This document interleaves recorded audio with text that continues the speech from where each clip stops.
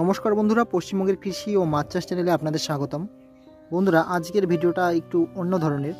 এর আগে আমি যে পুষা বাসমতি 1847 ধানটি চাষ করেছিলাম, তো সেদ্ধ করে শুকোনোর পর মিল থেকে আজকে আমি ভেঙে নিয়ে আসলাম।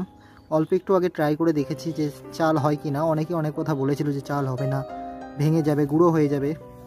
তো এই মিলেও কিন্তু এই চাল বানানো সম্ভব, যদি ঠিকঠাক মতো সেদ্ধ এবং শুকানো যদি ঠিকঠাক মতো করানো যায়।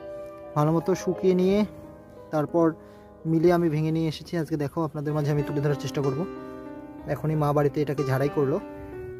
ভেঙেছে এমন নয় যে ভেঙেনি, কিন্তু খুব সামান্য পরিমাণে, যেই ধানটি হয়তো ঠিকঠাক মতো পুষ্ট হয়নি, দু একটা সেটা করে হালকা ভেঙেছে, কিন্তু বাজারের বাসমতির থেকেও অনেক বেটার।